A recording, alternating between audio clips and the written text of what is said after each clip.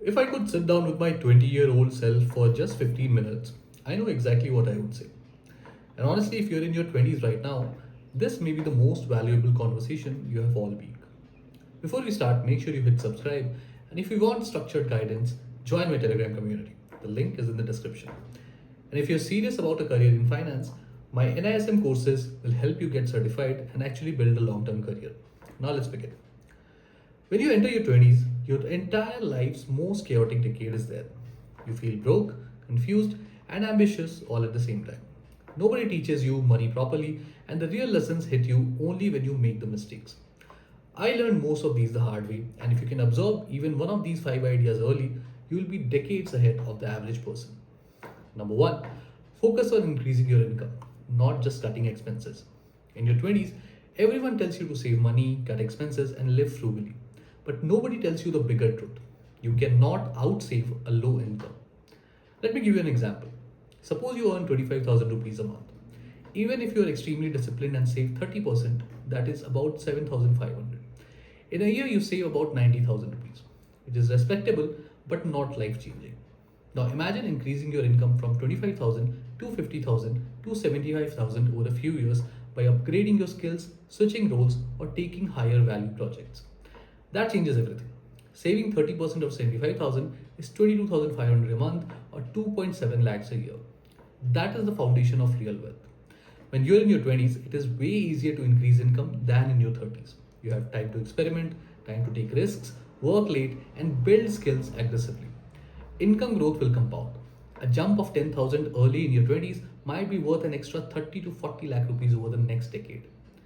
This is why I tell everyone skill stacking beats coupon cutting, learn analytics, writing, negotiation, finance, presentation, whatever your field demands.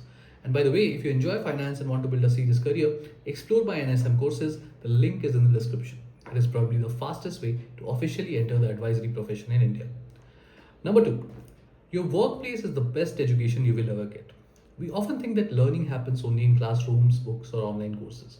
But the best education is happening right in front of you, at your workplace. Let me tell you a story. A friend of mine started his first job at a small logistics company. His role was operational training, very basic. Most people in his position would do the tasks, complain about the salary, and wait for the next job. But he did something different. He used the office like a university. He sat next to the sales team during lunch and listened. He watched how the manager negotiated with vendors. He asked finance people how invoicing works.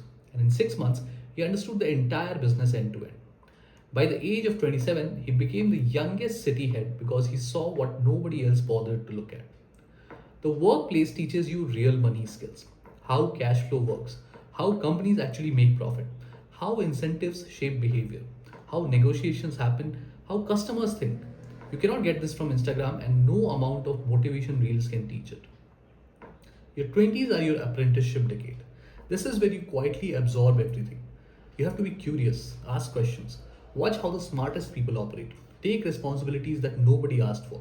If you do this, the compounding effect on your income and career is insane. And one thing you should do is look for a mentor in an area where you want to build a career. Number three, what you should spend on is as important as what you should invest in. People think that personal finance is only about investing, SIPs, and index funds. But the truth is that your spending pattern determines the quality of your life far more than your investments in your 20s. There is bad spending we already know, like random gadgets, weekend splurges, brand driven purchases, but there is also good spending that changes your trajectory. Spending on skills, courses, books, tools, health, and experiences. These will make you sharper. Take health. If you're 25 and unfit, it'll cost you in productivity, medical bills, time, and recovery later. 1,000 rupees spent on gym or better meals every day is actually an investment with massive returns. Or consider tools and courses. A good laptop, a good online course, a good mic, etc., or a software that automates your work, they increase your earning ability and reduce frustration. Here's another perspective. If you're earning 30,000 rupees a month and you spend 20,000 on learning, or rather 2,000 on learning, 20,000 would be too much, that skill could help you land a 45,000 to 50,000 rupee job. Let's say you learn Excel or financial analysis or AI tools, you will be able to get a 100 to 1000% return on your investment. Your spending should upgrade your future self. A rule that I follow is that if something reduces time, builds skills, or improves health, it is worth paying for. Number four, avoid credit card debt like a disease. Credit cards are amazing tools if you pay them in full every month. But if you don't, they can ruin years of your life. Let us say you buy a new phone for 30,000 rupees and cannot pay the whole amount. So you roll it over and the interest rate is 36% to 42% a year. That means your 30,000 debt can quietly become 42,000 in 12 months. And if you fall behind, your credit score collapses. I have met a lot of young people who make 40,000 rupees a month but are trapped in 1 to 5 lakh to 2 lakh rupees credit card debt. And most of it was not for emergencies. It was for lifestyle signaling, clothes, food delivery, weekend trips, gadgets, etc. So if you're using a credit card for points, great.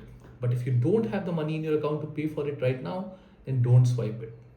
Mistakes made with credit in your 20s will follow you into your 30s and beyond, especially when you want loans for a house or a business. It is not worth it. Number five, prioritize investing over trading. Your 20s are the perfect time to start investing, not trading, not options, not quick profits, but investing. If a 25-year-old invests just 5,000 rupees a month at 12% returns, then by age 45 they will have around 45 lakhs.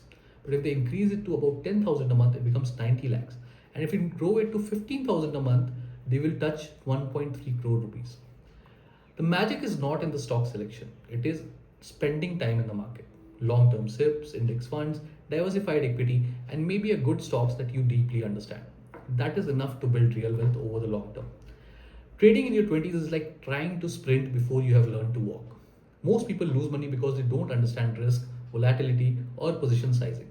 I have met more people who blew their portfolio in the name of short term opportunities than people who have actually even doubled their net worth from trading. Use your 20s to build the base.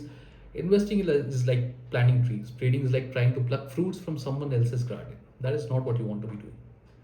Your 20s are not about perfection, they're about direction.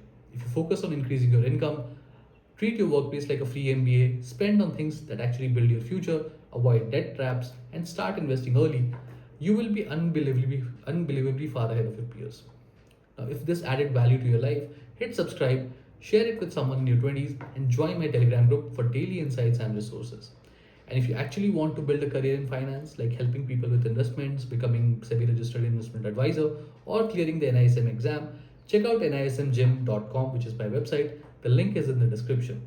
They are all very structured, beginner-friendly courses and will take you from zero to certified within a couple of months. Thank you for watching, and I'll see you in the next one.